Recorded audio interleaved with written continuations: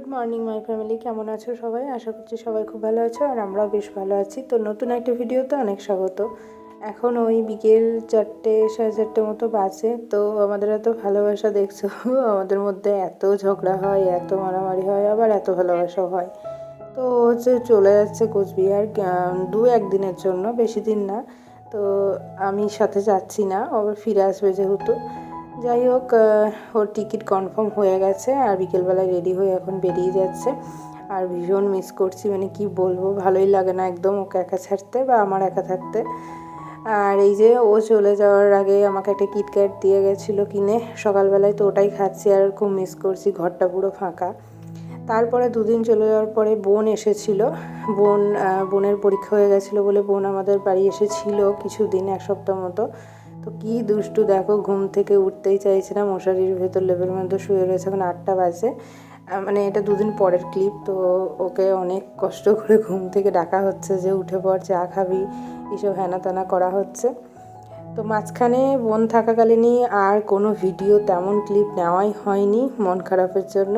তো এইখানে দেখো আমার দেওর ওর হেয়ারটা কাটিং করে দিচ্ছে। মানে আমি আগে দিয়েছিলাম, বাট ওর এত ঘন চুল, মানে ওর হেয়ার কাটিং করা খুব চাপ। কিন্তু ভাই খুব সুন্দর করে হেয়ারটা কাটিং করে দিয়েছে রাউন্ড শেপে। তো এটা কোনো এক বিকেলবেলার ভিডিও ক্লিপ। বর আসবে সেই আনন্দে সেটাই বলছিলাম। তো বর চলে এসেছিলো সেদিন রাতেই, সেটাও আর ক্লিপে নেওয়া হয়নি। এটা হচ্ছে তার পরের দিন সকালবেলা এসেছিলো, তার পরের দিনই ছিল বাড়িতে নবান্ন। মানে আমরা যেহেতু কোচবিহার ফিরে যাবো, যার জন্য মা নবান্ন করে ফেলছে।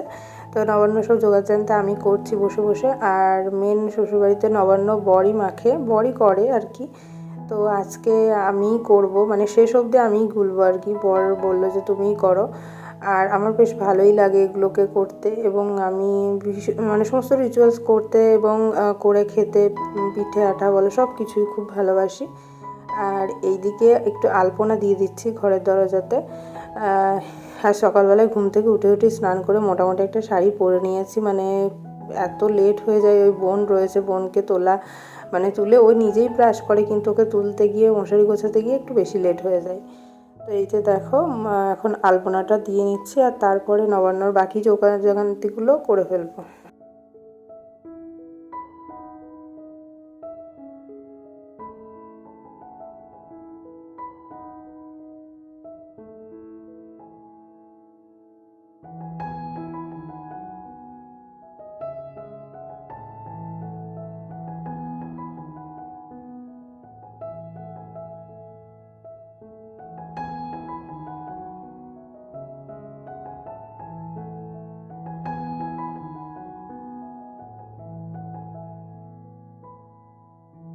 এখানে দুই বাবাই বসে রয়েছে, আমার বাবাও এসছে। বাবা মা দুজনকে আসতে বলা হয়েছিল, আর বোন তো ছিলই, কিন্তু মা বললো আমি পরের দিন যাব, নবান্নর দিন আসবে না।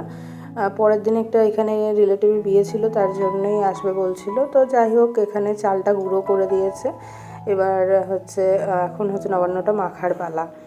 একটু ভয় ভয়ও করছিল, বর বলছিল তুমিই করো, তুমিই মাখো। তো ভয়ের সাথে অনেকটা আনন্দও ছিল, কারণ ছোট্ট থেকে নিজের দাদুকে সবসময় নবান্ন মেখে আসতে দেখেছি। আর দাদুর পাশে ঠিক আমি বসে থাকতাম, মানে হাঁ করে কখন দাদু গুলে একটুখানি বাটিতে আমাকে দেবে।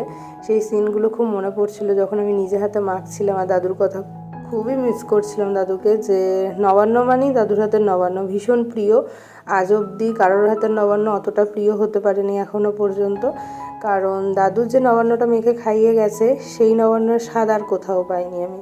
আর আমিও পারবো না অতটা ভালো করতে, তবে দাদুর স্মৃতি মনে করে অনেকটা চেষ্টা করছিলাম যে যেন পারি। একবার গতবার দাদুকে ডিসেম্বরে নবান্ন নিজে মেখে খাইয়েছিলাম। তো দাদুকে বলেছিলাম যে কেমন লাগছে, বললো আমার মতোই হয়েছে। সেটাও ভিডিও করা রয়েছে কিছু, কিন্তু এখন দুর্ভাগ্যবশত দাদু তো আর নেয়, দাদু দেখতেও পাবে না আর খেতেও পারবে না আমি মাখলে। তো যাই হোক, নবান্ন টবান্ন হয়ে গেছে সকালে। আর নবান্নের দিন আমাদের থাকে ভাত বাড়ানো। মা এখানে না খেয়ে সমস্ত রান্নাবান্না করে ফেলেছে, মানে যা যা দিতে হয় বাস্তুদেবকে। তো এখন এইটা বাড়াতে বসবে আর কি, ঠাকুরের সামনে এখানে কলা পাতায় সমস্ত খাবার সাজিয়ে দেবে। আর জল টল দেবে, প্রণাম করবে, ধূপ দেবে, এটাই থাকে রিচুয়ালস। তো চলো দেখতে থাকো।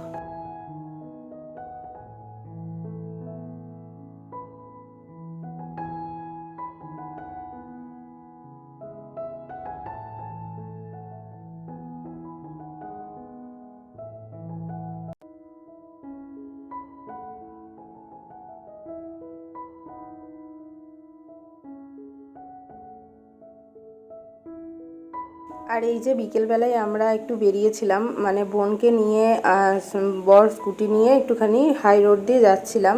প্রচণ্ড ঠান্ডা রাস্তায়, আর ওকে বলছি মাথায় টুপি দিতে, কিছুতেই দেবে না। মাস্কটা নাকে দেবে কিন্তু মাথায় টুপি দেবে না। আর ওর ঠান্ডার একটু ধাত রয়েছে, যার জন্য একটু বকাবকিও করছিলাম। তো এটা হচ্ছে আমাদের টেকপোলের সমস্ত পলাশির রাস্তাতে অনেক ক্যাফে বসেছে এরকম। তো এইটাই ঢুকেছিলাম, আগে কখনো আসিনি, ফার্স্ট টাইম আসলাম। বেশ ভালোই ডেকোরেশন করা।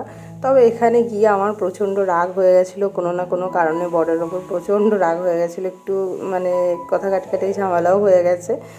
আর এই বোন দেখো দোলনাটায় বসতে গিয়ে বলছে ভেঙে যাবে না তো, ভেঙে যাবে না তো। সত্যি দোলনাটা বসার আগে ভয়ই করছে যে যদি খুলে পড়ে যায়।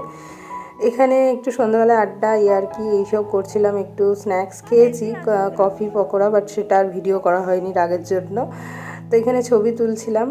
আর চলো ভিডিওটা বেশি বড় করব না, ভিডিওটা এতটুকুই থাকছে। দেখা হচ্ছে নেক্সট অন্য কোনো ভিডিও নিয়ে। কেমন লেগেছে অবশ্যই জানাবে, ভালো লাগলে তো লাইক কমেন্ট শেয়ার করবে। তো